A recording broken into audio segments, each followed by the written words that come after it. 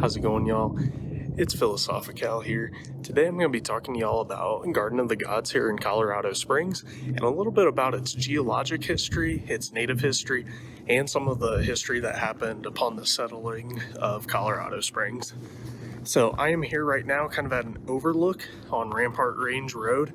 Absolutely beautiful views, but I won't hold up too much time showing my face so you guys can see our wonderful park here in the city, and I will get talking about the history.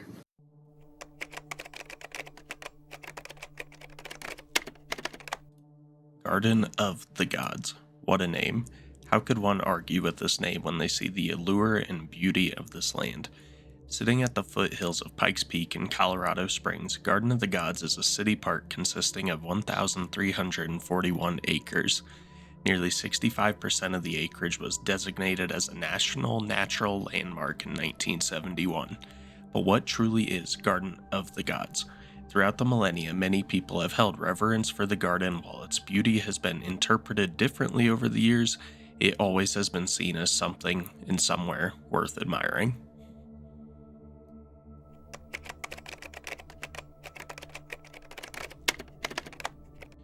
The story of Garden of the Gods begins billions of years ago. An infant Earth was cooling down, creating the granite that would make up the Rocky Mountains and iconic Pikes Peak. Fast forward a few 100 million years, and the Rockies are starting to erode. The runoff from the erosion begins to form into sandstone that would later make up formations such as balanced rock. Slowly over time, as wind and water are battering the sand at the bottom of the mountains, sand dunes are growing. The ocean begins to work its way towards the interior of the continent. Moving forward about 225 million years ago, the garden would be covered by a sea. For nearly 100 million years, ocean currents and sediment would batter the formations at the garden. During this time, however, the sea that enveloped the area would begin to recede. Throughout all this time, life of various types thrived in Garden of the Gods.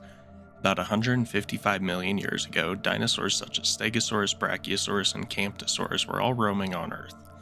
Sadly for our new dino friends, they would be evicted as a new inland sea would work its way here. Around 100 million years ago, the Western Interior Seaway would work its way through North America, dividing it in half, once again submitting the formations to erosion and developing new layers of sediment along the way.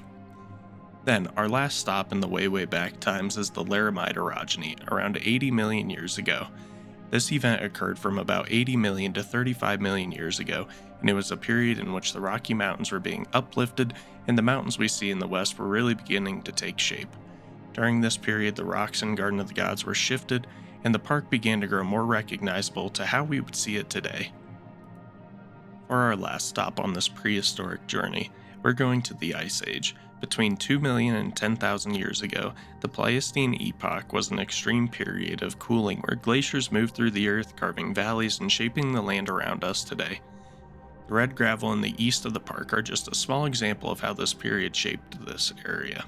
While it seems like much of the park's history already has happened, near the end of the Ice Age we would begin to see people beginning to move into North America.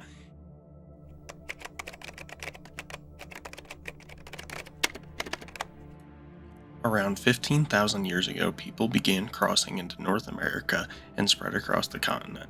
In 1330 BCE, people first visited Garden of the Gods, and as time would pass, various groups would call the park home. The Apache, Cheyenne, Comanche, Kiowa, Lakota, Pawnee, Shoshone, and Ute people all have ties to this land. The Ute people have significant spiritual beliefs that tie the rocks and the mountains surrounding it. In the Ute tradition, according to their beliefs, their people were created in the Garden of the Gods and the surrounding area. They would spend winters camping in the garden and would make use of the pass that tears through the mountains nearby. The Old Red Lands held importance as a place of shelter, hunting, and defense. In the spring, they would return to the mountains, hunt, and make use of the bountiful land. Today, presentations by the tribes are held periodically, reminding visitors of those who called this area home, until the 1880s when they were forced to the reservations west of here.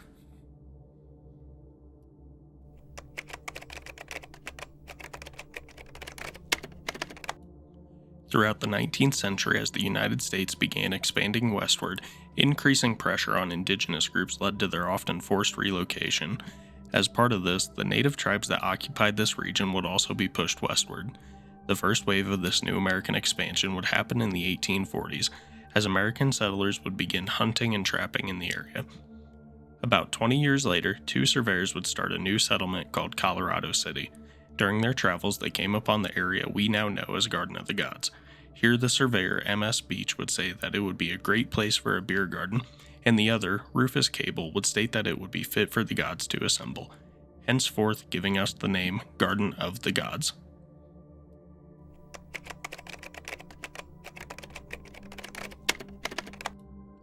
Today, the park gets millions of visitors each and every year, but its origin as a public space dates back to just over a century ago.